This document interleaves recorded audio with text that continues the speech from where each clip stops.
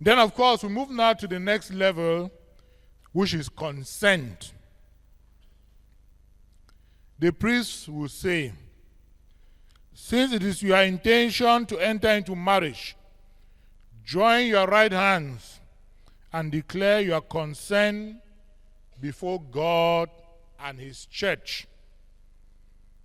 We mentioned last time that it is consent that makes the marriage. And we saw that section of the Catechism of the Catholic Church, paragraph 1626, that talks about marital consent. And say if there is no consent, then there is no marriage.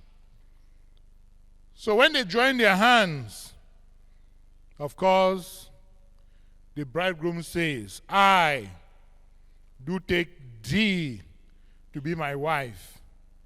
I promise to be true to you in good times and in bad times, in sickness and in health, etc. So this is a period where the marriage actually takes place. When they join their hands, the man talks to the woman and finishes. They separate their hands, they join it again, and the woman to declare her consent. Once both of them have declared their consent, the marriage has taken place. And the priest who is there receives their consent by saying that you have declared your consent before the church. May the Lord in His goodness strengthen your consent and fill you both with His blessings.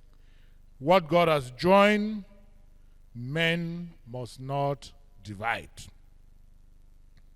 So it is the exchange of consent, therefore, that makes the marriage.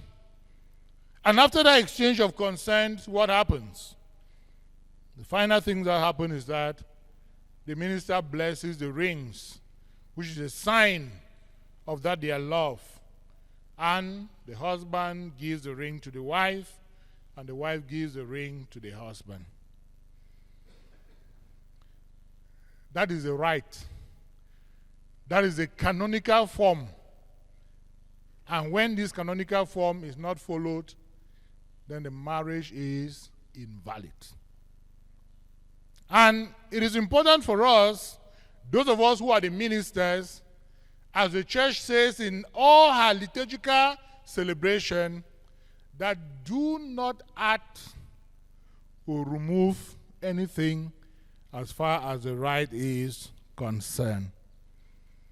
From what I've explained, if you look in most of our parishes, there are some times when they exchange a consent and their hands are together, the priest removes his toe and goes and ties the hand. That's drama he's acting. And goes and ties the hands of those who have waited. That has no effect as far as the life of the church is concerned. Or after they have put their rings and they are finished, then the priest says, with the authority conferred by me, by the Holy Father, Pope Francis, and my bishop, I now declare you husband and wife. Nonsense. You are not the one to declare them husband and wife. By the mere fact that they have exchanged their consent, they are husband and wife. They don't need any declaration. And it's not in the rite. Then you can now express your love by kissing each other.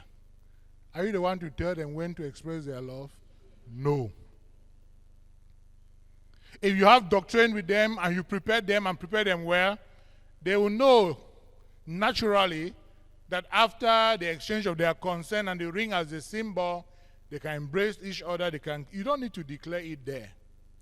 And these are some of the additions that sometimes we put into the canonical form that brings confusion. And there are also some people who bring 2 candles after all those dramas and the rest are not helpful. What I am saying, in other words, is that as far as the canonical form is concerned, let us stick to what has been laid down by the church.